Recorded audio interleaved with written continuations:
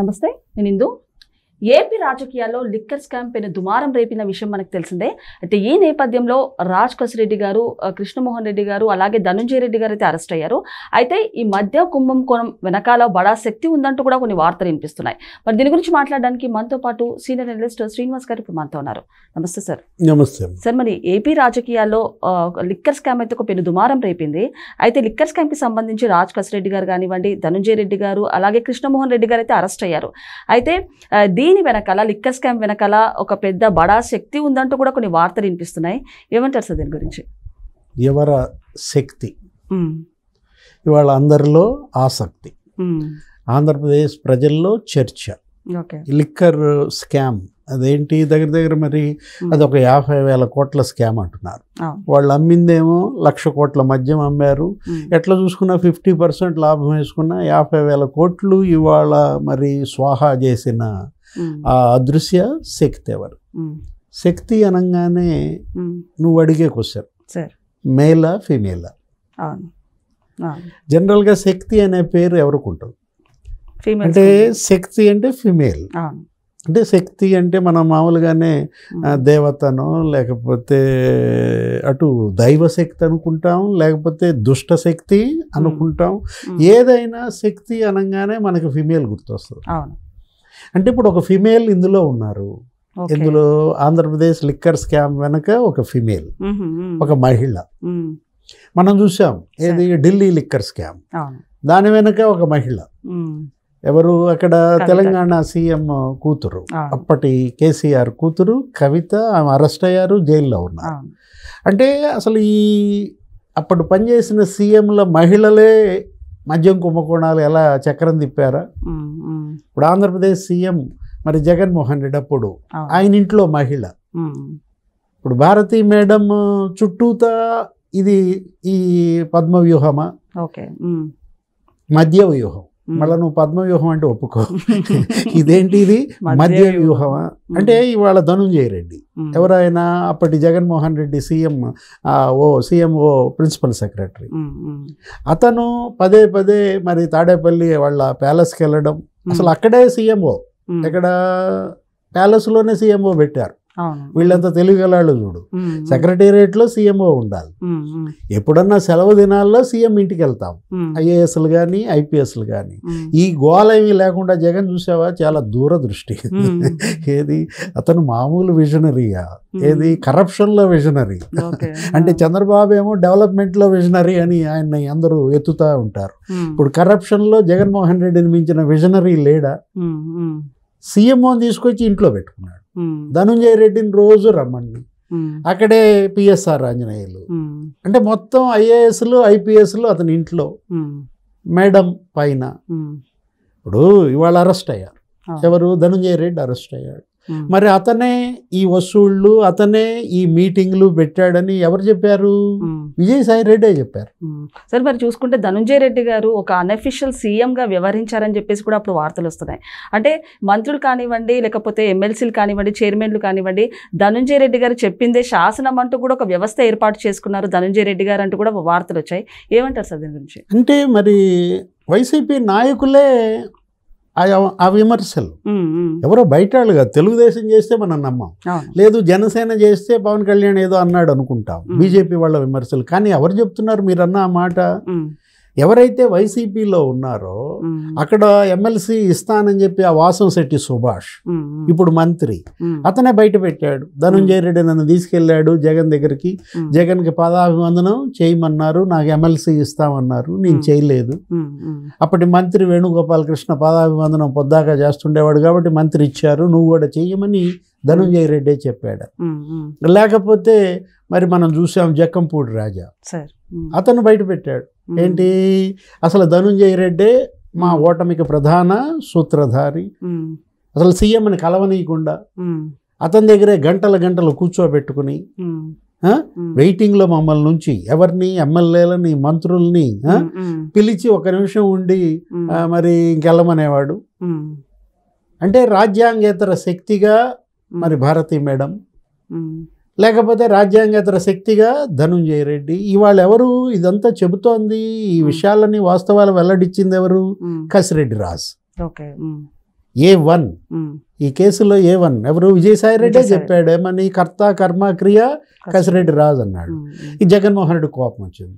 ఏంటి కసిరెడ్డి రాజు మరి అన్ని నిజాలు బయట పెడుతున్నాడన్న కోపంతో ఏం చేశాడు, అతను తెలుగుదేశం పార్టీ వ్యాపార భాగస్వామి అన్నాడు. ఆ ఎంపీ కేసినేని చిన్ని ఇతను పార్ట్నర్స్ అని కసిరెడ్డి రాజును తీసుకుపోయి తెలుగుదేశంలో అకౌంట్లో వేయాలని చూస్తాడు. జగన్కి ఎప్పుడు అతని చాప కింద నీళ్ళు వచ్చినా ఆ నీళ్ళు ఎత్తి తెలుగుదేశం కొంపలో పోస్తాడు. అప్పుడు మనం చూసాం ఏది వాళ్ళ బాబాయ్ హత్య. బాబాయ్ హత్య వివేకానంద రెడ్డిని చంపింది ఎవరు, జగన్మోహన్ రెడ్డి బంధువులు. భాస్కర్ రెడ్డి అనో లేకపోతే అవినాష్ రెడ్డి అనో వాళ్ళే చంపించారు, వాళ్ళే జైలుకు కూడా వెళ్ళారని సిబిఐ తేల్చింది. ఏం చేశాడు జగన్, నారాసుర రక్త చరిత్ర, చంద్రబాబే చంపించాడు, లోకేషే చంపించాడు అంటాడు. ఇప్పుడు మనం చూసాం కసిరెడ్డి రాజుని ఇవాళ అతనే అన్ని వాస్తవాలు వెల్లడించాడని. బాలాజీ గోయిందప్ప ఎవరతను, మేడం సిమెంట్ ఫ్యాక్టరీలో డైరెక్టర్, 1000 కోట్లు అతను బంగారం కొన్నాడు. నువ్వు శక్తి అనగానే బంగారం గుర్తొస్తుంది. ఇప్పుడు శక్తికి విగ్రహం అనుకో ఏం చేపిస్తారు, నగలు, దేవతకు వేసే నగలు, లేకపోతే ఫిమేల్ మహిళ అంటున్నారు కాబట్టి మరి బంగారమా, 1000 కోట్లు బంగారం. నీకు బంగారం అనగానే ఈ కేసులో పద్మావతి జ్యువెలర్స్ అంట. మరి బాలాజీ గోవిందప్ప గారు అయితే ఒక ప్రైవేట్ కంపెనీలో వర్క్ చేసేవారు. అలాంటిది నాకు గవర్నమెంట్కి సంబంధించి ఎలాంటి సంబంధం లేదు. కాకపోతే బాలాజీ గోవిందప్ప గారు అయితే ఒక కొత్త కార్లు కొని ఆయనే స్వయంగా డ్రైవింగ్ చేస్తూ తాడేపల్లి ప్యాలెస్ బ్యాచ్కి అయితే వెళ్ళి కొన్ని సరఫరా చేశారంటూ కూడా కొన్ని వార్తలు వినిపిస్తున్నాయి. ఏ రకంగా చూడొచ్చు సార్ దీన్ని? అంటే ఇవాళ బాలాజీ గోవిందప్ప ఆయన మరి మొన్న ఇంట్రాగేషన్లో మొత్తం ఆయన వాస్తవాలు చెప్పాడని, తన ద్వారా జరిగినటువంటి లావాదేవీలు, ఎందుకంటే డిస్టిలరీల యజమానుల్ని వాళ్ళ ఇంట్రాగేషన్ చేశారు, విచారణకు పిలిపించారు. మొత్తం ఒక 22 డిస్టిలరీల యజమానులంతా కూడా వాళ్ళు ఆ 12% లేకపోతే ఆ 20% మమ్మల్ని పలానా హైదరాబాద్ ఆ హోటల్లో సిట్టింగ్లు వేశారు. మా దగ్గర అతనే కూర్చుని, ఎవరు, సజ్జల శ్రీధర్ రెడ్డి ఆ డిస్టిలరీ యజమాని SPY, మొదట 12% వసూలు చేశాడు, తర్వాత మళ్ళా నెక్స్ట్ మంత్లోనే 20% వసూలు చేశారని. వీళ్ళు వాహనాల్లో మా దగ్గరికి వచ్చేవాళ్ళు, ఖాళీ వాహనాల్లో వచ్చి వెళ్ళేటప్పుడు ఈ బస్తాలు నోట్ల కట్టలు వేసుకెళ్ళేవాళ్ళు. ఎవరు, ధనంజయ రెడ్డి కావచ్చు, లేకపోతే బాలాజీ గోవిందప్ప కావచ్చు, వీళ్ళందరూ కూడా. ఇప్పుడు మనం ఇందులో అసలు ఈ గోల్డ్ యాంగిల్ చూడాలి. ఏది, 4 జ్యువెలరీ కంపెనీలు ఈ కేసులో ఉన్నటువంటి 29 మంది నిందితుల ఛార్జ్ షీట్లో మొదట మెన్షన్ చేశారు. ఆ 4 కూడా మహారాష్ట్ర బేస్డ్ గోల్డ్ జ్యువెలరీస్. తర్వాత పద్మావతి జ్యువెలరీస్, ఇందాక నేను చెప్పింది ఏది, ఒక పద్మావతి జ్యువెలరీస్ దగ్గరే 105 కోట్ల బంగారం కొన్నారు. ఒక్క మ్యాన్షన్ బ్రాండ్ ఏంటి, ఆ మ్యాన్షన్ బ్రాండ్ కంపెనీ వాడే నీకు 196 కోట్ల బంగారం ఇచ్చాడు. ఎవరికి? శక్తి ఏం కోరుంది? శక్తి కోరేది రెండే, రక్తం కోరుద్ది లేకపోతే బంగారం కోరుద్ది. ఇప్పుడు దుష్ట శక్తి ఏమో రక్తం కోరుద్ది, మరి దైవశక్తికేమో మనం బంగారంతో అలంకరిస్తూ ఉంటాం, నగలు కిరీటాలు ఇవన్నీ చేపిస్తుంటారు కదా. ఇవాళ ఈ శక్తి మరి బయటకు వస్తుందా రాదా? మనకు తెలిసి ఒక సమాచారం ఏంటంటే జగన్మోహన్ రెడ్డి కేంద్ర పెద్దల కాళ్ళు పట్టుకున్నాడని, ఒక్క ఈ మద్యం మాఫియా కేసు విషయంలో దయచేసి ఇంట్లో మహిళల్ని బయటికి తీసుకురావద్దని, ఇదొక్కటే నా యొక్క కోరికని ఆయన కేంద్ర పెద్దల కాళ్ళు పట్టుకున్నాడు అన్నట్టుగా మీడియాలో మనం ప్రచారం జరుగుతుంది. అంటే ఇవాళ ఆమె అరెస్ట్ కనుక జరిగితే, ఎందుకంటే ఇక్కడ కవిత అరెస్ట్ అయ్యారు ఇక్కడ తెలంగాణ లిక్కర్ స్కామ్లో. ఇప్పుడు all roads lead to Rome మనం అంటుంటాం జనరల్గా వాడే సామెతగా. ఇప్పుడు ఈ all corruption roads lead to Tadepalli ప్యాలెస్లో కంటైనర్లు వెళ్ళాయి అని అప్పుడు వార్తలు. ఆ కంటైనర్ ఏంటి అనగానే ఏమని అన్నారు, అదేదో కిచెన్ ప్రోటోకాల్ వాళ్ళు కూరగాయలు బొరగాయలు పంపించారు అవి అన్నారు.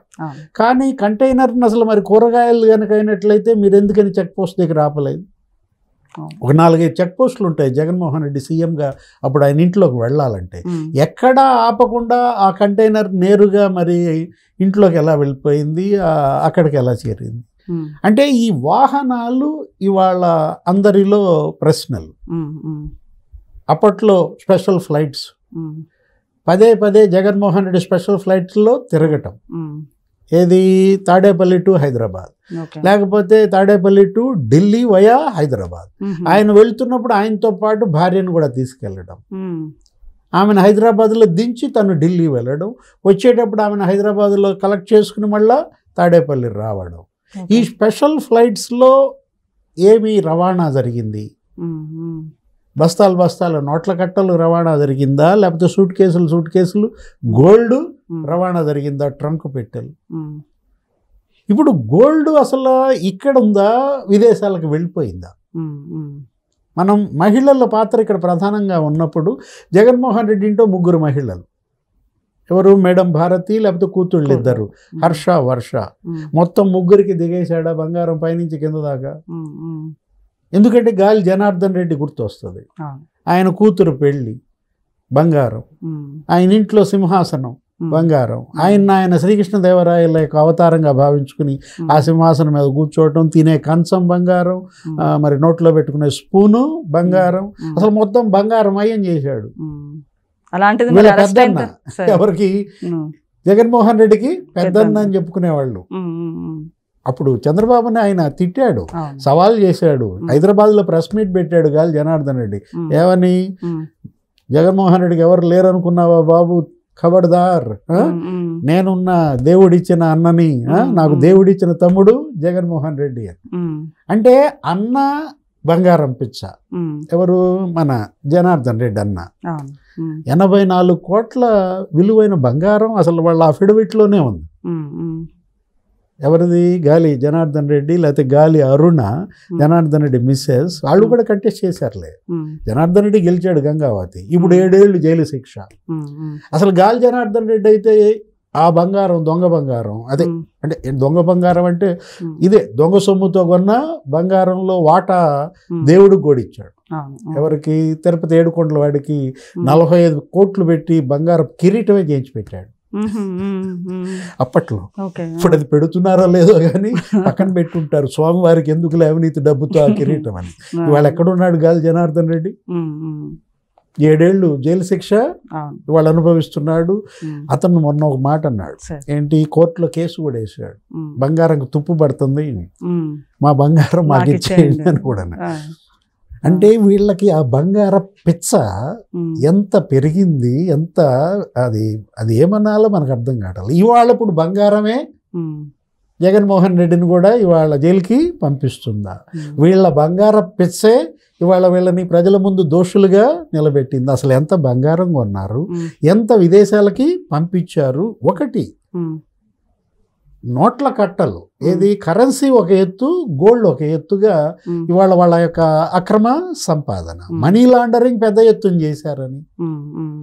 1,00,000 కోట్ల మధ్యంలో నువ్వు ఎలా చూసుకున్నా కానీ 50-60 వేల కోట్లు మరి నువ్వు దండుకున్నావంటే ఇవాళ ప్రజల ప్రాణాలు. సరే, మరి ఫైనల్గా నిన్న సిట్ విచారణలో అయితే రాజకేశ్వరరెడ్డి గారు నన్ను ఏం అడగద్దు, నా వాళ్ళ పేర్లు చెప్తే నన్ను చంపేస్తారు, నేను అవుటే అంటూ కూడా ఆయన కొన్ని వ్యాఖ్యలు చేశారు. ఏమంటారు సార్ దీని గురించి? ఒకటే మాట అన్నాడంట, అంతిమ లబ్ధిదారు పేరు చెబితే అంతిమ గడియలే అన్నాడు. అవును అవును. అంటే అంత భయం. ఏది? ఇవాళ నేను గనక మరి ఆ అంతిమ లబ్ధిదారు పేరు చెప్పానంటే, ఏది ఆ శక్తి చెప్పానంటే ఇవాళ ఆ శక్తి నన్ను మింగేస్తుంది అన్న ఒక భయం అతనిలో కనపడుతుందంటే, ఇవాళ ఇక ఈ సిట్ ఈడీ ఎంటర్ అయింది. కేవలం స్పెషల్ ఇన్వెస్టిగేషన్ టీమే కాదు, వాళ్ళ ఎన్ఫోర్స్మెంట్ డైరెక్టరేట్ కూడా ఎంటర్ అయిన పరిస్థితుల్లో వీళ్ళు జైలుకి వెళ్ళటం తథ్యం. ఎవరు వెళ్తారు? భార్యాభర్తలు వెళ్తారా? భార్యకి వాళ్ళు వద్దని చెప్పి త్యాగం చేసి భార్య కోసం భర్త ఒక్కడే వెళ్తాడా? ఇది ఇవాళ చర్చ అన్నమాట. మనం తీసుకున్నట్లయితే దీంట్లో ఒక అంశం, ఒక్క మ్యాన్షన్ బ్రాండ్లోనే 200 కోట్లు బంగారం వీళ్ళు కొన్నారంటే మొత్తం ఈ కంపెనీలు దగ్గర దగ్గర 22 బ్రాండ్స్ ఉన్నాయి. 22 బ్రాండ్స్, మరి నువ్వు ఎట్లా చూసుకున్నా కానీ 22 రోళ్ళు అంటే ఒక 4-5 వేల కోట్లు వీళ్ళు బంగారమే కొన్నారు. ఇంత పెద్ద ఎత్తున కొన్న బంగారం వీళ్ళు ఎక్కడ నిల్వ చేశారు? వీటన్నిటిపైన ఇవాళ విచారణ చేయాల్సిన బాధ్యత ఈడీ పైన ఉంది. ఇవాళ ఏంటి, ప్రజల ప్రాణాలకు సంబంధించినట్టు అంశం. 30,000 మంది చనిపోయారు. 42% మంది కిడ్నీస్ దెబ్బతిన్నాయి. 52% మంది మరి లివర్ దెబ్బతింది. 1,00,000 మంది వాళ్ళ ఆరోగ్యాలు దెబ్బతిన్నాయి. అంటే ప్రజల ఆ మద్యపాన ప్రియుల వాళ్ళ పేగులు వీళ్ళ మెడలో బంగారు నగలుగా మారాయి. వాళ్ళ రక్తం ఇవాళ వీళ్ళ యొక్క అలంకరణ వస్తువుగా మారింది. సో ఇప్పుడు పేద ప్రజల పరిస్థితి ఏంటంటారు సార్? వాళ్ళు ఎవరికి చెప్పుకుంటారు ఈ బాధ ఏదైతే ఉందో? దీన్ని ఆర్థిక కోణంలో చూస్తోంది ఇవాళ ప్రభుత్వం. ఈ స్కామ్ని ఇవాళ కేవలం ఒక ఆర్థిక నేరస్తులుగా వీళ్ళని ట్రీట్ చేస్తున్నారు. ఇది ఆర్థిక కోణంలోనే కాదు, మానవీయ కోణంలో చూడాలి. ఇది 30,000 మంది ప్రాణాలు తీసిన కేసుగా దీన్ని చూడాలి. ప్రజలు కోరేదన్నమాట. వాళ్ళ ఈ పేదల రక్తం వీళ్ళు తాగారు. వాళ్ళ పేగులు వీళ్ళ మెడలో బంగారు నగలుగా మారాయి. దీనిపైన ఇవాళ ఉన్నత స్థాయి దర్యాప్తు జరిపించాలి, దోషుల్ని కఠినంగా శిక్షించాలనేది వాళ్ళ ప్రజల డిమాండ్. ఓకే సార్, నమస్తే. నమస్తే.